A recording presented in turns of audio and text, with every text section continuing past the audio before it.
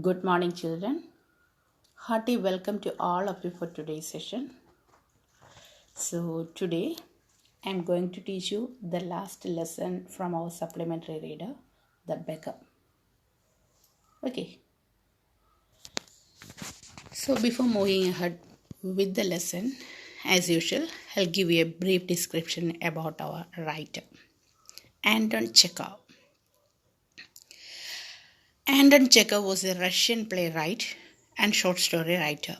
He was born on 29th January 1860 in a village in southern Russia. He is considered to be one of the greatest writers of short fiction in history. His career as a playwright produced 4 classics, and his best short stories are held in high esteem by writers and critics.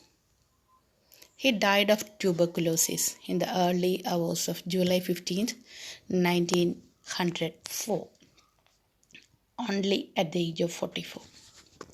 His important short stories are The Chameleon, The Bet, Wanga, Boys, The Lady with the Dog, and more.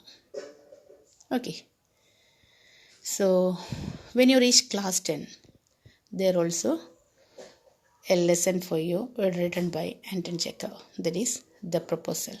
It's a drama. Okay, so let's move on to our lesson. Now I'm going to give you a brief introduction about the lesson. The Beggar. It's the story of the transformation of a beggar into a good person. The Beggar is the story of the transformation of a beggar, the change of a beggar into a good person. The behavior of a woman made him leave alcohol and lead a good life. Okay, so that's the content of the lesson. A beggar is the story of the transformation of a beggar into a good person. How does it happen? Yes, the behavior of a woman made him leave alcohol and lead a good life. So, are you ready to hear the story? If you are ready, let's get started. Kind sir, how pity! Turn your attention to a poor hungry man. For 3 days I have had nothing to eat. I haven't 5 kopecks for a lodging. I swear it before God. For 8 years I was a village school teacher, and then I lost my place through intrigues. I fell a victim to calumny. Children, have you noticed the pronunciation? Calumny, not a calumny. Calumny, C-A-L-U-M-N-Y, calumny. It's a year now since I have had anything to do. Okay, so first of all, I'll give you the meanings of some new words. Kopecks. Have you seen that word, children? Kopecks. C-O-P-E-C-K-S. Kopecks. It's in the second line.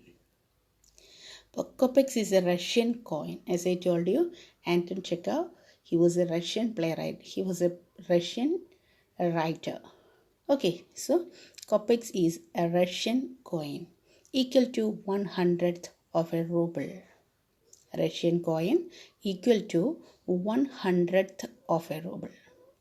Okay, so I haven't 5 kopecks for a lodging. Intrigues. The next word is intrigues. I-N-T-R-I-G-U-E-S. Intrigues means make secret plans. Make secret plans to destroy someone. To make secret plans to destroy someone. Calumny. Calumny means making false statements about someone in order to damage his or her reputation. Calumny means making false statements about someone in order to damage his or her reputation. Okay, so let's see the explanation, children. Kind sir, how pity! Turn your attention to a poor hungry man. For 3 days I have had nothing to eat. I haven't 5 kopecks for a lodging. I swear it before God. For 8 years I was a village school teacher, and then I lost my place through intrigues. I fell a victim to calumny. It's a year now since I have had anything to do. So here, a man was begging alms. As I told you, it's a story of a beggar. A man was begging. He said that he had not eaten anything for the last 3 days. He didn't even have 5 kopecks to pay for a room to spend the night at. So, did you get the value of kopecks, children? He didn't have even 5 coins to pay for a room to spend the night at. So, he swore by God that he spoke the truth. He had been a school teacher in a village for 8 years. But he lost that job due to the conspiracy of his colleagues, due to the intrigues of his colleagues. What do you mean by intrigues? Yes, make a false statements or make secret plans to destroy someone. That is what is intrigues. Make secret plans or make false statements to destroy someone. So what happened to him, children? Yes, he had been a school teacher in the village for the last 8 years, but he lost that job due to the conspiracy of his colleagues. For the last 1 year, he was without work. So what he was doing, the children? Yes, the man was begging for alms. The man was begging for his food. What is the reason? Because he had not eaten anything for the last 3 days. Okay, next paragraph. The advocate, Sergi, looked at the ragged, fawn-colored overcoat of the suppliant, and his dull, drunken eyes at the red spot on either cheek, and it seemed to him as if he had seen this man somewhere before. So, what's the meaning of suppliant? Suppliant. Suppliant means a person making a humble request to someone in power or authority. Suppliant means a person making a humble plea or humble request to someone. Here, the beggar is the suppliant. So, what he was doing, the children? Yes, he was the person making a humble request to the advocate. The advocate Sergi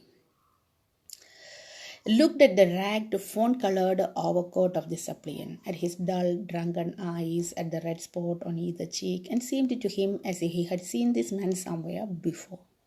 So, an advocate named Sergi looked at the light brown-colored coat of the beggar. Looked at the light brown-colored, fawn-colored means brown. So, look at the light brown-colored coat of the beggar. Then how was he, children? Yes, the beggar had dull, drunken eyes. There were red spots on both of his cheeks. But the advocate Sergi felt that he had seen that man before. The advocate Sergi, it seemed to him as if he had seen this man somewhere before. So Sergi, the advocate, felt that he had seen that beggar somewhere before. I now have had an offer of a position in the province of Kaluga, the mendicant went on, but I haven't the money to get there. Help me kindly. I am ashamed to ask, but I am obliged to by circumstances. So what's in that last paragraph, children? Mendicant. Have you seen that? Mendicant. Mendicant means beggar. Mendicant, a beggar. In the last paragraph, we have seen one suppliant. Almost same in meaning, children. Suppliant, mendicant, all these refers to a beggar or a person who begs for something. So, mendicant. Then obliged to, compelled or forced. Obliged to means I am obliged to by circumstances, compelled or forced. So, the beggar continued that he had got an offer of a job in the state of Kaluga in Russia. Kaluga is a province of Russia. So here it is. I have now had an offer of a position in the province of Kaluga. So the beggar continued that he had got an offer of a job in the state of Kaluga in Russia. But I haven't the money to get there. So he did not have enough money to reach that place. So he wanted help, even if he felt ashamed of asking for it, but his circumstances forced him to do so. I am ashamed to ask, but I am obliged to, but I am forced to by circumstances. So, what's his condition, children? He did not have enough money to reach the place.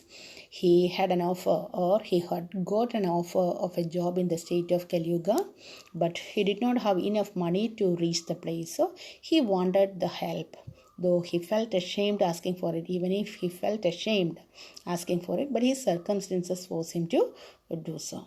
I hope you understood this slide. Okay, children, let's move on to the next one. Sergei's eyes fell on the man's overshoes, one of which was high and the other low, and he suddenly remembered something. So, Sergei saw the man's shoes. His eyes fell on the man's shoes.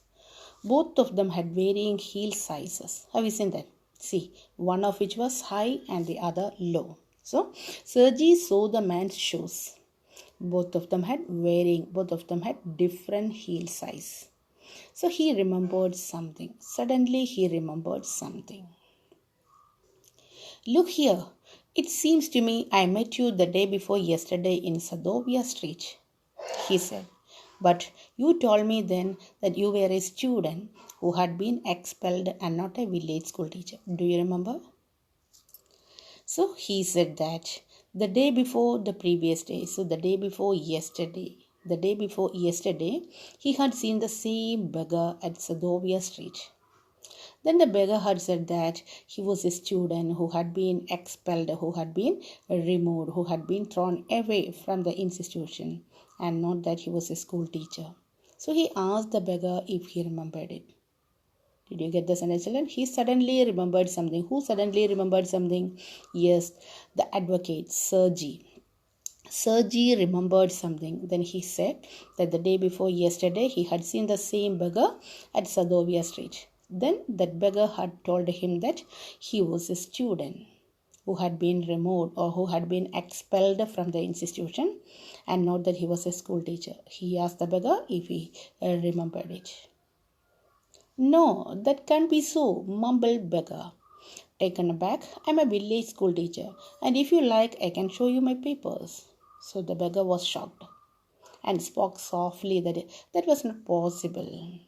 He asserted, he made sure that he was a school teacher and he could show his documents as proof. Understood? So he made sure that he was a school teacher and it's easy for him to show him the documents as proof as a school teacher. How done with lying? You call yourself a student and even told me what you had been expelled for. Don't you remember? Yes, the Sergei continued. Sergei said that he had lied enough. You are telling lies. How done with lying? You are telling lies.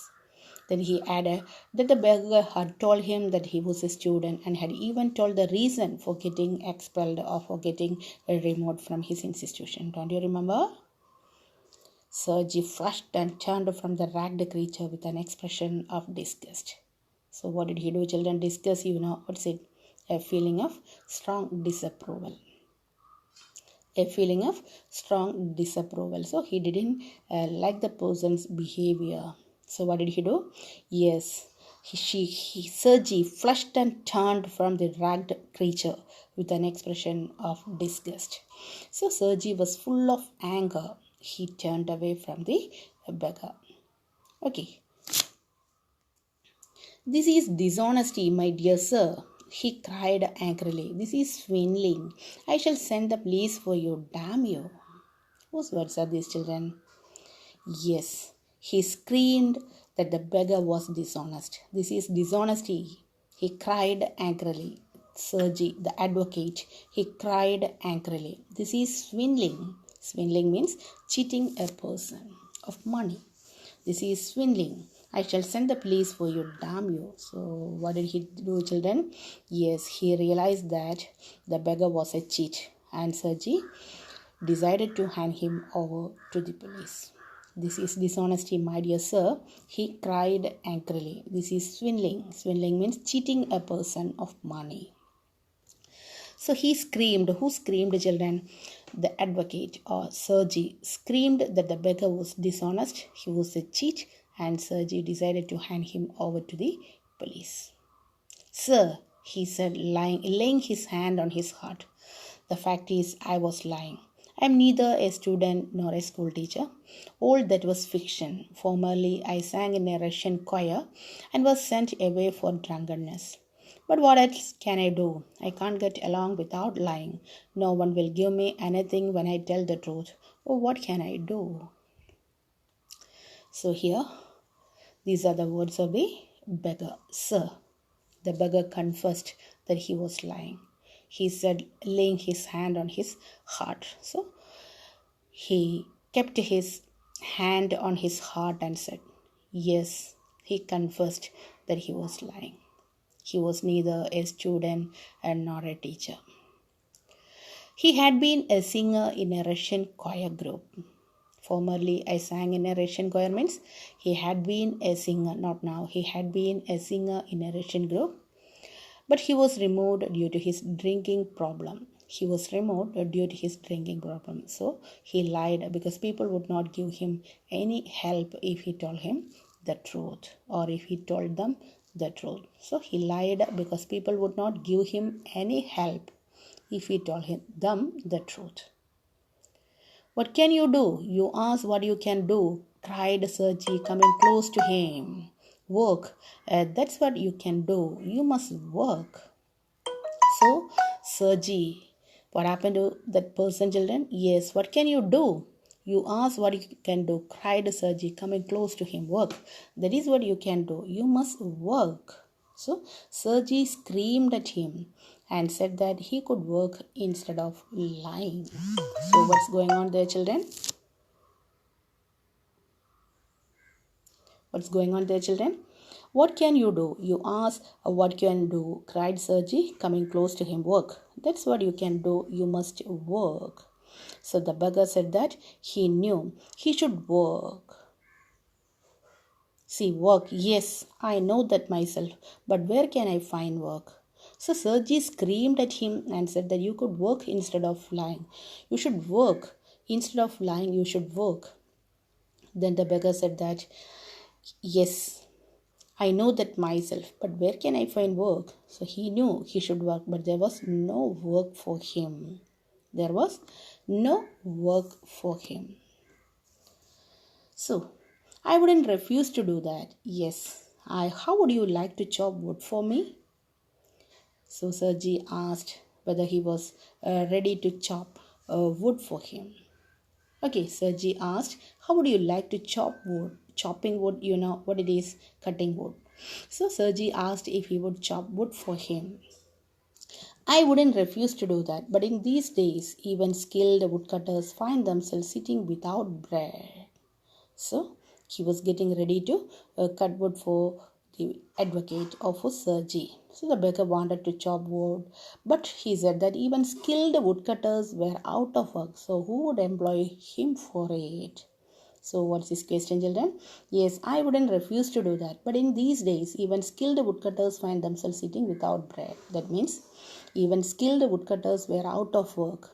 So who would employ him for it? Then, will you come and chop wood for me? Again, Sergey repeated the same question. Will you come and chop wood for me? Then Sergey offered him a job. What's that job, children? Chopping woods. Okay. Yes, sir, I will. Very well. We will soon find out. So the beggar replied that he would chop wood for him. So Sergey hastened along, rubbing his hands. He called his cook out of the kitchen. So what's the meaning hastened, children? Hastened, hastened means walked hurriedly, walked fastly. So Sergey said that his willingness to work would be judged soon. So he walked off in a hurry, rubbing his hands, and called the cook from the kitchen. He called his cook out of the kitchen. So he called his cook from the kitchen. So listen, here Olga, he said, take this gentleman into the woodshed and let him chop wood. So he asked the cook, what's the name of that cook? Olga. So he asked Olga to take the man to the woodshed and let him chop wood. The scarecrow of a beggar shrugged his shoulders as if in perplexity and went irresolutely after the cook. It was obvious from his gait that he had not consented to go and chop wood because he was hungry and wanted work, but simply from pride and shame, and because he had been trapped by his own words. It was obvious too that his strength had been undermined by vodka and that he was unhealthy and did not feel the slightest inclination for toil. So, what's going on there, children? Yes, it's a lengthy paragraph. 2 3 words are there, children. That's not familiar to you. I'll give you the meaning. Perplexity. Have you seen that? It's in the second line. Perplexity.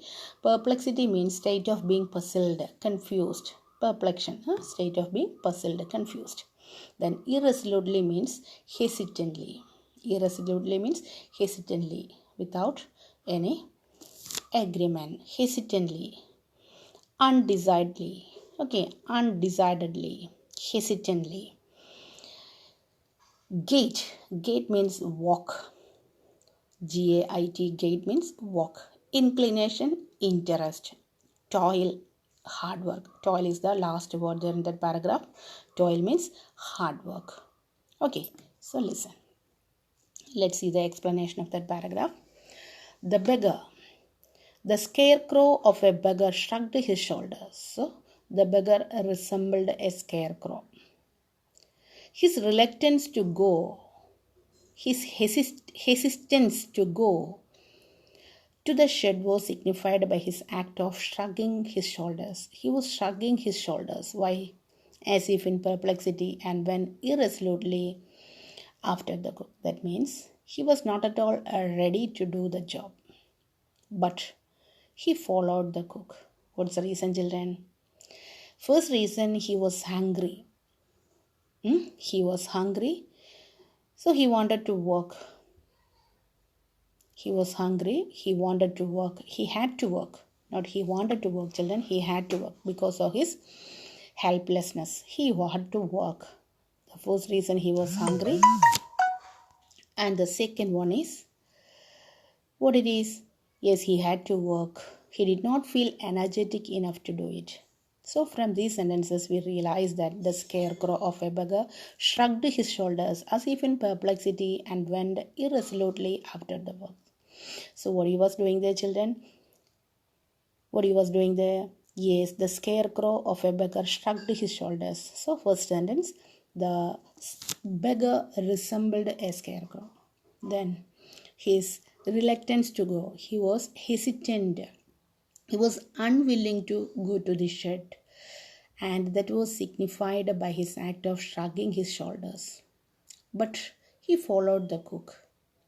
He was hesitant because he was hungry and he wanted to work because he did not feel energetic enough to do it. As he had promised Sergi, he had to go to work. So he did not feel strong enough because he was under the influence of the alcohol and was not fit to do laborious work. Did you get the sentence, children? Yes, it was obvious. It's very clear that his strength had been undermined by vodka. His strength had been destroyed. He did not feel strong enough. His strength had been spoiled. He did not feel strong enough because he was under the influence of the alcohol, vodka, and he was not fit to do any laborious work. He was unhealthy. He did not feel the slightest inclination. Inclination, I told you, interest. Inclination means interest. Then what's the meaning of toil? Hard work. So because of his strong influence, or he was under the influence of alcohol or vodka, so he was not fit to do any laborious work, any laborious job. Cutting or chopping woods is a laborious work, so he did not feel the slightest interest for hard work. So Sergi hurried into the dining room. From its windows, one could see the woodshed and everything that went on in the yard. Standing at the window, Sergi saw the cook and the beggar come out into the yard by the back door and make their way across the dirty snow to the shed. Olga glared wrathfully at her companion, shoved him aside with her elbow, unlocked the shed, and angrily banged the door. Wrathfully. What do you mean by children? Wrathfully. Wrathfully means with hatred. Wrathfully means with hatred. Then showed him aside. How is in that? See, it's in the second last line. Showed him aside with her elbow. Pushed him aside with her elbow. So what's going on there? Let's see the explanation of that paragraph. Sergi hurried into the dining room, or Sergi went to the dining room. From its windows, one could see the woodshed and everything that went on in the yard. So, from the dining room's windows, or from its windows, or from the dining room's windows, one could see the woodshed and everything that went on in the backyard. So, he saw the cook and the beggar in the backyard. They walked into the shed, and the cook Olga stared at the beggar angrily. Have you seen that? Olga glared wrathfully at her companion. So here, who was her companion? Yes, the beggar, that drunkard. So Olga glared. Olga looked at the or stared at the beggar angrily. Wrathfully means with hatred, with anger. So she didn't like him. So what did she do, children? Yes, she stared at the beggar angrily. Then what did she do? Show him aside. She pushed him aside with her elbow and shut the door with a sound. So unlocked the shed and angrily banged the door. So what did she do with him, children? Yes, she unlocked the shed for him to chop the woods and angrily close the door. Bang the door means shut the door with a sound. What's the reason, children? Because he was not at all interested with the person or with a beggar. Okay, she realized that he was not at all good for the job because he was a drunkard. From his appearance, she realized that he was not at all good for that job. So she looked at, or stared at the beggar angrily, pushed him with her elbow and shut the door with a sound. The woman.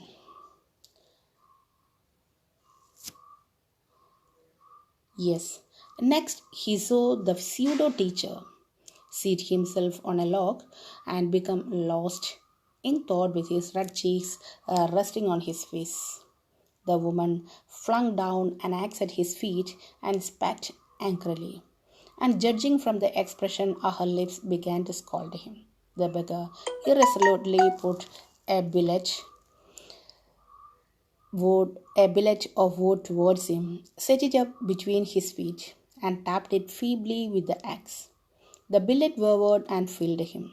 The beggar again pulled it to him, blew on his freezing hands, and tapped it with his axe cautiously, as if afraid of hitting his overshoe or of cutting off his finger. The stick of wood again fell to the ground. So, what's going on there, children? Billet. How is in that word? Billet. B-I-L-L-E-T. Billet means a thick piece of wood. Billet. Here, what's the meaning of billet? A thick piece of wood. Then feebly. You know what is the meaning of feebly? Feebly means weakly. W-E-A-K-L-Y. Weakly. So next he saw the pseudo teacher seat himself on a log and become lost in thought with his red cheeks resting in his face. So then he saw the beggar. Who saw the beggar? Yes, the advocate Sergi. Sergi saw the beggar who had lied that he had been a teacher. Have you seen that word pseudo teacher? Yes, he had lied that he had been a teacher. So now the beggar, he was sitting on a log of wood. So next he saw, as I told you, he could see from his dining room, he could see the backyard, and at the same time the woodshed and the yard too. So he saw the cook and the beggar in the yard. And what did he do, children? Yes, now he saw the beggar who had lied that he had been a teacher sitting on a log of wood. So what he was doing there? Yes, the pseudo teacher. Did you get the expression pseudo teacher? Because he had lied that he had been a teacher. So the narrator addressed him as pseudo teacher. So pseudo teacher means here the beggar. He sat himself on a log of wood. He sat with his cheeks resting on his feet. So what he was doing there, children? Yes, he was lost in thought with his red cheeks resting on his feet. His red cheeks resting on his face. What do you mean by face? Face means hands. Okay. So what did he do, children? Yes, the woman flung down an axe at his feet. She spat angrily, and judging from the expression of her lips, began to scold him. The beggar irresolutely pulled a billet of wood towards him, set it up between his feet, and tapped it feebly with the axe. The billet wavered and fell down. The beggar again pulled it to him. So, what is going on there, children? Yes, the woman flung down an axe at his feet. So, what he was doing there, children? Yes, he was sitting on a log, or he was sitting on a piece of wood, and he was thinking something else. By how, children? With his red cheeks that were resting on his face. So the woman flung down an axe at his feet. The woman means Olga. She threw an axe at his feet. Then what did she do? Yes, she spat angrily. Judging from the expression of her lips, began to scold him. So, as I told you, she didn't like him at all. So she looked at him angrily. The beggar irresolutely pulled a billet of wood towards him. So, irresolutely, as I told you, he was not willing to do that job because it was a hard work. He had to do that work. So, he set a billet of wood. As I told you, it's a piece of wood. So, he pulled a billet of wood towards him and began to chop the wood feebly. What do you mean by feebly? Very weak. Weakly. Weakly. Then what happened to the billet? Yes, the billet wavered and fell down. It was not properly fixed, so it shook down. The beggar again pulled it to him and blew on his freezing hands and tapped it with his axe cautiously, as if afraid of hitting his overshoe or of cutting off his finger. The stick of wood again fell to the ground. So, what is going on in that paragraph, children? Yes, he was trying to cut the wood, but he could not. What's the reason? As I told you, he had not enough strength to cut that job or cut that wood. So, he was not at all good for that job because it's a hard work. It's not a simple job. Okay, so again and again he tried to cut the wood, but he was afraid of hitting his overshoe or of cutting off his finger. So he was not at all ready. He was not at all confident to do that job. Sergei's anger had vanished, and he now began to feel a little sorry and ashamed of himself for having set a spoiled, drunken, perhaps sick man to work at menial labor in the cold. So now, what's the condition of the Sergei, children? Yes, his anger had vanished. His anger had been disappeared. So he now realized that it's very sorry, or it's ashamed of himself for having such a type of, or giving such a type of job to that drunken sick person. So it's a hard work. It's very difficult to do that job in that cold morning. So he felt ashamed and sorry for the beggar.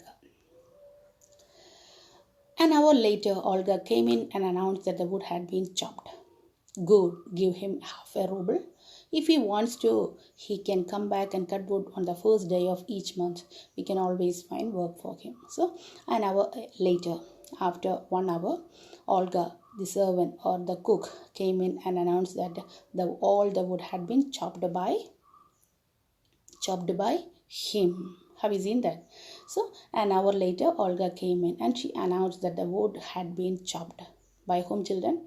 Yes, it will be clear to you when you come to the conclusion part of the story. Okay, so an hour later, she announced that the job had been finished.